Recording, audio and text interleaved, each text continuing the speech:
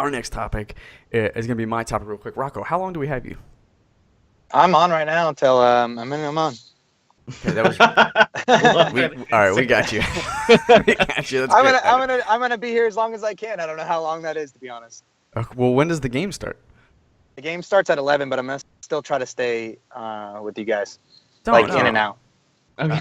All right. Well, anyway, okay. My topic is Clay loves Dark Souls. Ooh. It's that simple. I hated on this game for a little bit. Oh yeah, you guys dogged me about it. Yeah, I think I did dog. I would hope that you got that in jest, because here's the thing. Oh no, of course. Yeah. Okay. Because like I definitely have my problems. Okay, let's see. There's so much there. I've tried playing this game 6 times and rage quit all the times. And so that led me to the thing where I recognize people really like this game. And I recognize that people really think that this game is great and that it's for them. And I came to the conclusion that this game was not good for me. And I came to the conclusion that I felt like this was like some shoddy game design. Like I felt like they were just trying to be difficult for the sake of difficult. Although I heard plenty of people be like, "No, man, you just got to learn how it's done and then it feels really fair." And I was like, this game's not for me. I don't have time to sit there and grind and die over and over and over again. I just don't. I have a life. I have a wife. I have a baby. Like I can't make this work. And then after like a 7th and 8th time rage quitting, I was watching Game Grumps play Dark Souls 3, and I was like, this just looks like a fun game. He's making it look easy. If I can do it like they're doing it easy, then I will play this game. So I picked up Dark Souls one more time. And I decided I was just going to follow a guide, a YouTube guide, and pound for pound. And then that was it. That's all it took. I started playing, and it was just awesome. It was super, super fun. It was. So what was the difference, though? Like, what was the difference there for you with having a guide now versus you just going out there and doing it? Like, the difference was I've never played the game though with that coming in mind too. Right, so and that's the problem, and that's what. So explain it to the viewers who haven't played that either. Right, and so here's the thing I realized is that when I've ever talked to someone, they're like, "No, Dark Souls is great, blah blah blah. I did this, I did that." And I was like, "Well, how far did you get? I got this. You got to get this, blah blah." I was like, "Well, that's crazy," and I was like, "You did this, and they're like, "Yeah, it's so easy. I beat this, blah blah." I'm like, "Okay, fine." When people don't tell you, is that they're actually looking at guides too and going on YouTube and finding people and talking to people. But no one says that, or no one even has ever suggested that I do that. Wait. I agree with you 100%, but what I do is I play it, and if I get stuck at a spot, I'm like, okay, I got to figure this out. And I'll go to my computer. I'm like, oh, that's how you do it. And then you get past it, and then you go on and go on. And now the fairness of the game that you had mentioned is a great thing. So all games and everything that we always play, you sit there and you play a character or you're someone or something that you could sit there and you shoot something or you hit something twice and it's dead, but you get hit 50 fucking times and you're still alive and you escape somehow. This game is extremely fair. You pretty much have the same amount of life as the person you're about to, or the mob you're about to fight, and you could instantly die. Like out of nowhere, and there's tricks and a lot of games, like if you're running along a ledge, you can't fall off because the whole game just says, hey, there's a wall, an invisible wall here. No, this game's like, hey, don't go near that fucking ledge or you're gonna fall off. And then on top of that too, though, like again, I'm used to games that like you don't go to the guides. Like we've been conditioned to be like, no, you're not gonna need a guide, you just need to press forward. And I didn't get that. So the guide opens me up to how you're supposed to do stuff. Then and create things. Yeah. But hold on a second though. My question is this then. Is it that difficult that you really can't figure out that puzzle? Yeah. That's it's what's not even a puzzle. So is that fair to like, I mean, I know it's not a puzzle, but it still is a puzzle. Like it's still a problem that you got to solve. No, of course. Like, how do you get past it? So this was the connection that blew my mind, because it's a hard concept to grasp, Rocco, as you're doing right now. You're like, wait, hold on. So you're telling me I'm trying to figure it out. Yeah. Right, because and that's how this game is made. It's made in an age of community, and it knows this because they have messages that you can drop down that you're supposed to read. Gotcha. On top of that, there's Reddits and community forums and YouTube. Like they knew that this was going to be using social media. Specifically supposed to be for communication.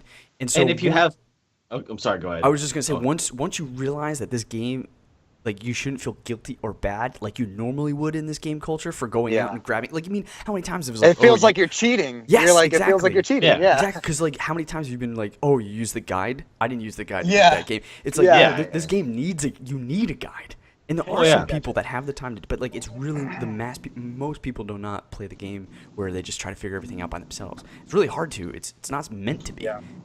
What I want you to do is the next one that comes out, I want you to get it right when it comes out, because the wiki is amazing, because you'll see like only just the first stage, like the first few days, and then the second stage, and everyone's talking about it. Because not only that, it is huge about community, because you get to a last boss and you're like, oh my god, I've tried to fight this guy 15 times and I've gotten so close, can't do it. You could sit there and throw down a sign or summon someone to help you kill that boss.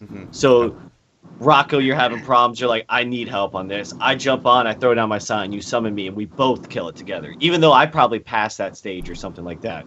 So there's a huge community, like you said, and I absolutely, I'm one of those advocates. I think it's so how yes. So they have to make it.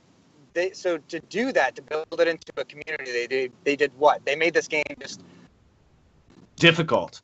Very difficult. Yeah, that's like, how they did you need to talk to go in the multiple community people for that. Like this is old school. Like they did it like old school Zelda, where like you didn't have like even back when you didn't have the internet, you're talking to other gamers and being like, dude, I don't know how to get to the 7th dungeon. It's like, oh, yeah, I do, because I accidentally found this item that I had no idea how I did, but I did find this item. So if you can figure out how to find that item again, that's what allowed me to go in this. Oh, cool. Talk to another guy. I know how to get that item because I was paying attention when I did. Oh, okay. So now I know what to do, and that's how you progress. That's pretty cool, man. That's actually pretty cool. But if you don't know that, if you think this is supposed to be a traditional game where you're just supposed to beat your head against the wall and play, like you're gonna go insane and you're gonna rage quit like I did. But once you don't feel guilty and realize, oh, I do need a guide to play this game, you're fucking set, and it's amazing. Well, think about this. Remember when I put that one how to get to the triple crossbow thing, and it got a crap ton of hits because it was kind of new game and stuff, and I stumbled upon a path. I was like, hey, what's this way gonna get me? And I was like, holy shit, that's how you kill that thing. And people were looking at it, commenting. So it is great community. And the other thing is like the items and the graphics are great, but the items are insane, because think about this. There's items out there that you can get that you can turn into another item, but there's no, oh, hey, to get this item, you have to get X, Y, and Z. No, it doesn't tell you that.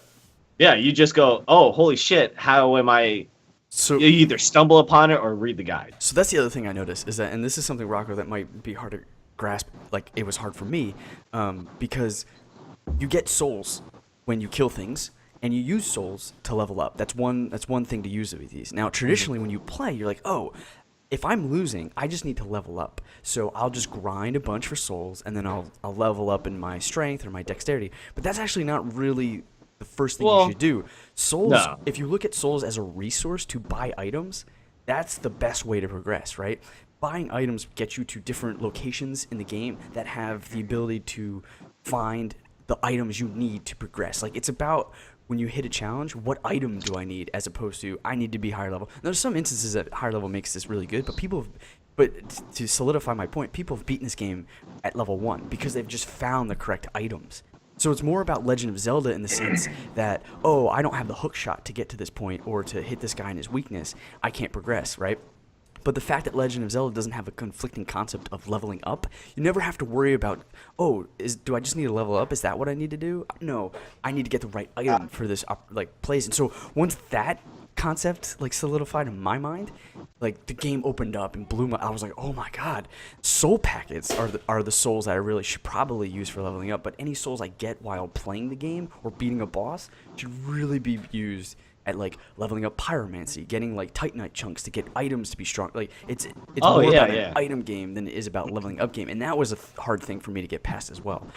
So there was a ton of layers here that slowly started peeling off as I'm playing this guide, and the game just my third eye opened, and I realized how this game is supposed to be played, and it's a beautiful, beautiful game, and I was like, this is great. This is so much fun. Good. I'm glad that I preached it forever, and I remember the funniest thing is that my brother found this game, and my brother's a big gamer. You know, David Fry, we all know. Yeah, David Fry, rest in peace. I don't know why I said that. It just felt like a really good thing to say. I don't know how to honor. It just felt right, but he's not dead. It did. He's awesome. Thank you, David Fry. But he told me about it when the first one came out. David. He's like, and he's like, you got to check this game out. He's like, it is insanely difficult, and I fell in love with it from day one because I got so frustrated, and I was like, I need to figure out how to beat this. You know, I'm one of those people like I can't let that go. I can't. There are games that I'm just like, whatever. But if it's getting the best of me, I have to sit there and go, how? There's no way that I can't just get past this guy. It's the first stage, and there's a guy over there on the left that I can't kill. There's some way. Come to fucking find out in the first game, you're not supposed to kill that guy until almost the end of the whole game. Yeah. And I was like, you guys are dicks, you know. And I was just thinking of that. Especially Dark Souls 1, it has this Castlevania feeling, this Metroid feeling. If you're familiar with that, Rocco, in which that you can, you basically start defeating things and getting things and unlocking things that open up shortcuts to new areas, and so you come back to old areas now with a shortcut, and you can get to places you couldn't. It definitely has an MMO feeling. You get to places and you die, and you're like, why did I die? And it's a lot more obscure than just their higher level, right? Because it says it on their fucking thing. It's actually because you need a ring to walk in that area, or else you're going to be really slow. But it's really hard to put those pieces together. Or you get poisoned.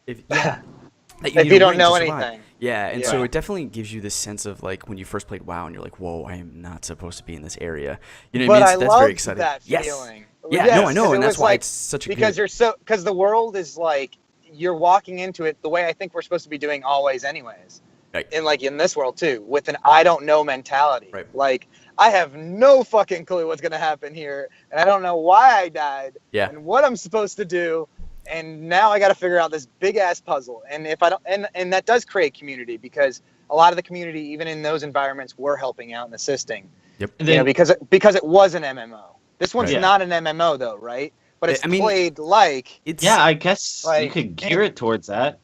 There's co-op. You can summon people to help you that know what they're doing. Gotcha. You can summon up to 2 people. People can invade you while you're playing and kill you. That's one of the really cool parts. And you can invade other people. So there definitely is a PvP, co-op, PvE aspect that MMOs share, but there's certainly not a bunch of people running around, which in a lot of ways makes it better. Like it allows for the game designers to make a more linear experience. So you get the best of both worlds.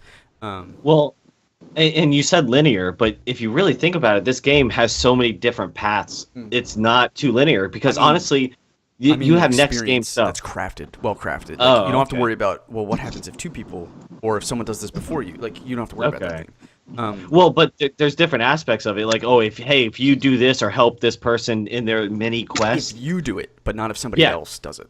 Right. And that's just what I meant by linear. Like, and you have to actually play for you is straight. There's nothing that gets. Sorry, it's fine. And the experience also is you have to play next game, which is after you beat the game, you start back over from square one, but everything's stronger. Because you physically or there's not enough resources in the game to get everything the first time around. And not only that, there's items that you need multiple things to be able to get. Like this crazy badass huge like stone sword. You need 2 of these souls to be able to do this, and I just like that kind of concept as well. Here's the other thing I want to touch on before we move on to our next topic is the lore of Dark Souls. This lore is amazing, Rocco. I'm talking Game of Thrones. And it all gets explained while playing, right? No, it is explained through the items and through like suggestive and like it's all show don't tell. Like the only tell is like the opening credits of the game and the end credits of the game, and even then it's so vague as to what is happening. So I wanted to take a shot at explaining the lore a little bit. Can I say something real quick though before you get into that explanation? Is that even what you do during the game, you can alter the ending. So there's probably, I think in the last one, there's like 4 different endings that you can actually have as well. And there's hidden worlds too. Like there's places that people find out like after a while, like, holy shit, I didn't know if that monster I got into the back of his cage, he's going to take me to this other fucking area that I never even knew about. Yeah. You know, just something of that sort. But go on with your explanation. So I'm just going to, I know this might be kind of, I will do my best to remember to link to the place that you should watch because this guy has like a David Attenborough voice with beautiful Dark Souls like music in the background as he's explaining stuff. Rock, are you still with us? Yeah. Okay. Yes. Sorry about that. Here you go. So Dark Souls History Part 1, we have the Age of the Ancients, right? Nothing but gray crags, arch trees, and everlasting dragons. Nothing changed, nothing progression. It's just like, it's this like perfect early time, right? Okay. And then, so living below the dragons were a race of humanoids who probably are a much younger species. They're like these giant people, giant humanoids, very, very large people, although their actual size seems to vary on their power and perhaps their own choice, right? So they're living below the dragons. How advanced this race was is unknown, but I think that they were very developed or powerful until they weren't very powerful until they found the first flame. So fire was found, and the flame contained... the flame contained Lord souls. Powerful souls that for members of the giants took to themselves, which made them essentially gods. So these first 4 people were Nido, the first of the dead, who found the death soul. You had the Witch of Izalith, who found the life soul. Sorry, I have noise in the background. 1 second. It's all good. Okay, and then you have the light soul, which was found by Lord Gwent, and then you have the furtive pygmy who found the dark soul. So you have these 4 souls that represent different aspects of life and stuff like that, and they were shaped by their owners, or perhaps it shaped them, right? It's hard to say. And then they each gave them a different attribute, right? Life and death, light and dark. Each of these were things that granted to the world by fire. And the world above, the world of dragons, was stagnant. Nothing changed, nothing happened, nothing died, nothing truly lived, just existed, right? So then you have the age of fire now that the souls have been found.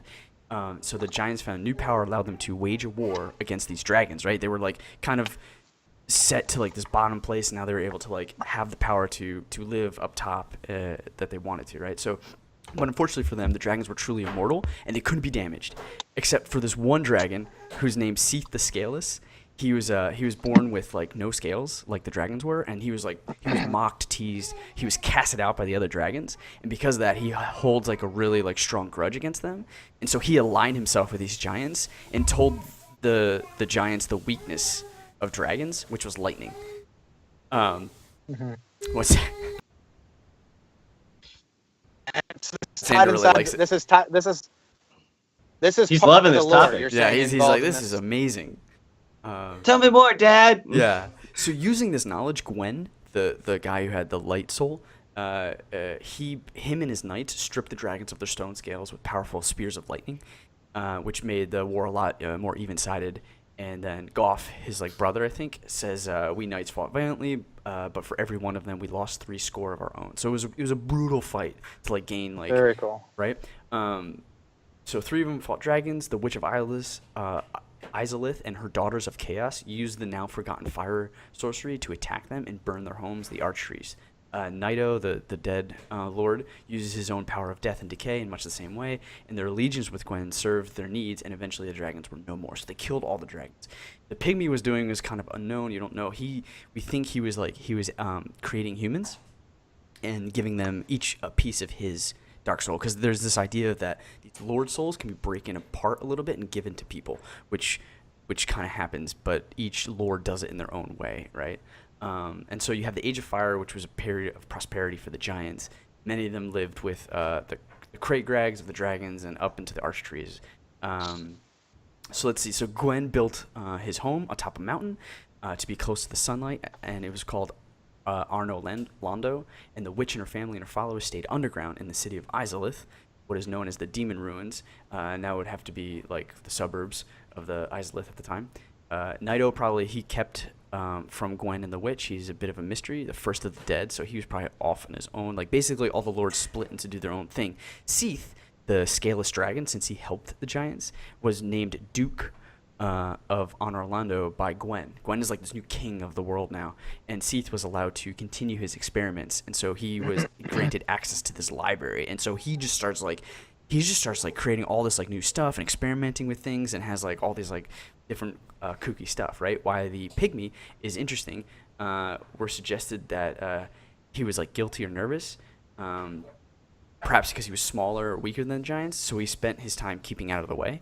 And the power of the Dark Soul has changed that, though. It is assumed to be where humanity came from, both the ghostly Black Soul and humans themselves. The pygmy is considered to be a precursor to the human race, smaller and weaker than the giants, but with the unique power of humanity, right? So they can die, and that humanity can give them the power to come back.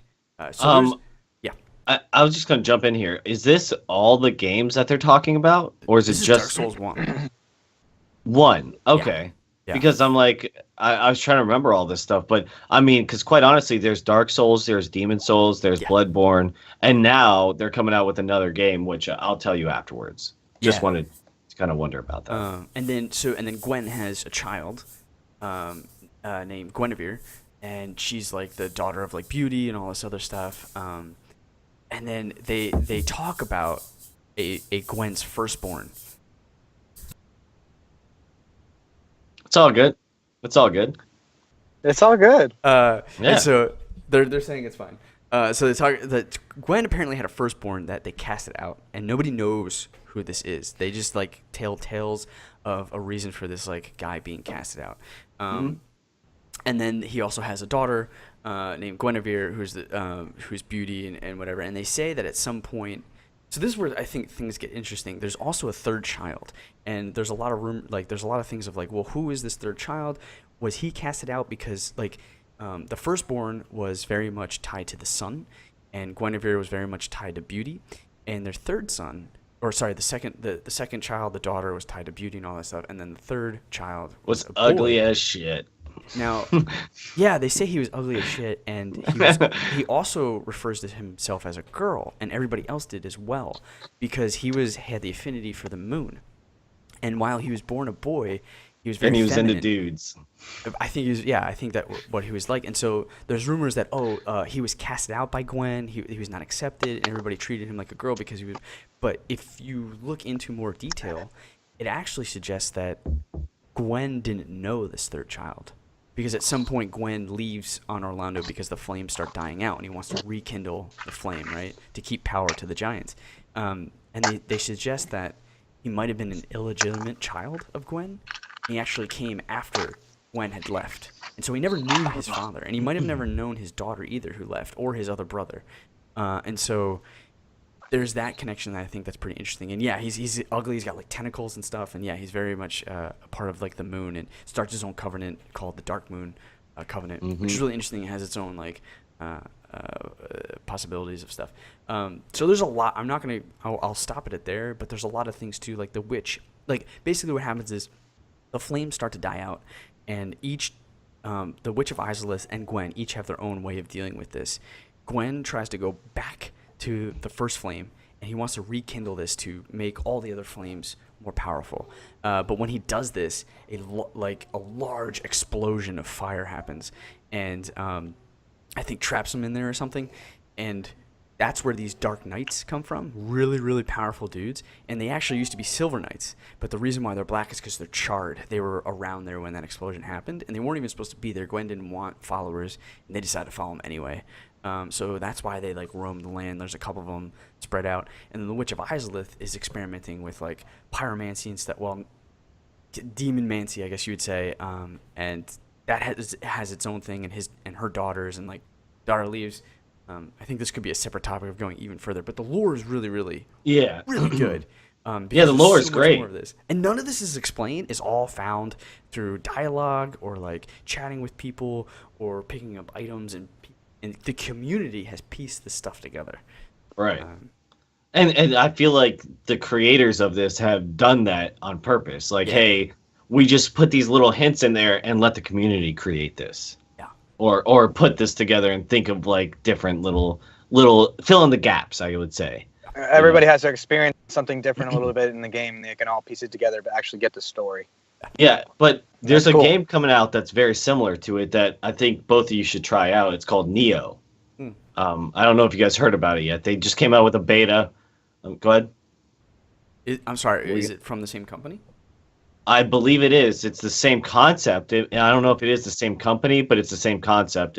But what's really cool is that, okay, so Dark Souls, Demon Souls, Bloodborne, all those are like medieval times, like castles, dragons, all this other stuff. Neo is all about, I believe it's Japanese background, samurai, like samurai warriors and stuff like that. Yeah, it's really cool. So I tried the beta out. NIOH.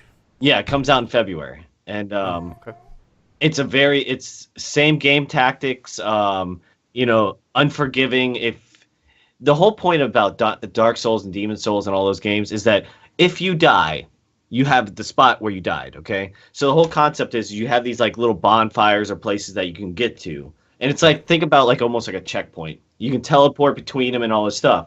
But to get to another one, it's kind of a lengthy process, and there's a lot of fucking dudes in between them.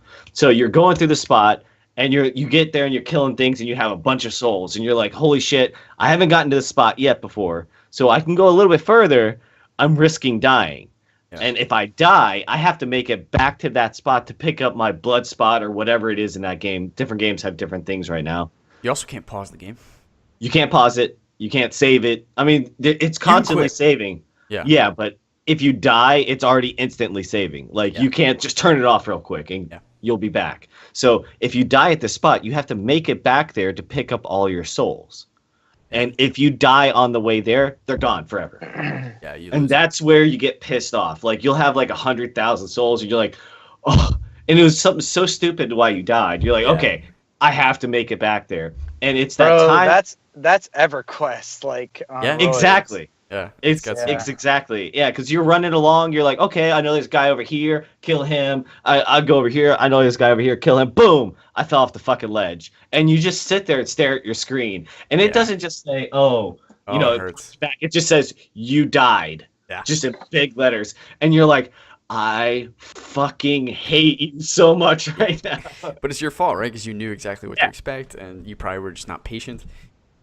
No. Yeah, exactly. Yeah. Patience is one big thing that you need in the game too. Yeah. So I think we beat this a little bit to death. I think Rocco, you should check it out. I'm just making my stance reversed. I was already thinking about it. I was thinking about since I'm gonna be picking up the Xbox Slim, I was just thinking maybe I'll pick up the Dark Souls on that. Yeah. So Dark Souls 1 just got backwards compatible for the Xbox. You can probably get an Xbox 360 copy for very cheap. Mass Effect 3 just got backwards compatible. Skate 3 just got backwards compatible. A ton of games backwards compatible now on the Xbox One. So think about it. I think it would be really cool that we all get one of these games and play together. Or like sit there and work together to figure it out. Totally. I think when Dark Souls 3... How many people can go? I know, but how many people can go co-op? I think it's up to 3. Okay. Because the fourth one, I think it's 4, but the fourth one can be the invader. Someone trying to kill you guys. So if we were to play, it would just have to be us 3. Screw everyone else. Okay. You gotta get an Xbox then. Xbox Slim, maybe? You gotta get an Xbox. Yeah. Xbox Slim. Think about all the 360 games you can play immediately upon buying that console. Nope. Yeah. I am going to recruit Steven and Alan. You watch me. Okay. All right. All right. I don't know. I'll think about it. You should think about it. All right. Let's move on to our next topic. Hey, wait. I got a quick question for you. So when I buy it, I should be buying 360 games instead of Xbox One games? If you want to save your money. I mean, you can buy Dark Souls. Is there not a difference in like graphics and all that and whatnot? I mean, so Dark Souls, the original Dark Souls never came out for Xbox One. You could buy Dark Souls, and it's backwards compatible. And so, upon buying an Xbox One, you immediately have a ton of 360 games in your library and Xbox One games. Okay. Yeah, I didn't know that. Red Dead Redemption, Mass Effect 1 through 3. No way. They're already on the console when I buy it? They're backwards compatible. So if you buy that game or have that game, you can immediately play it. Yeah, I gotcha.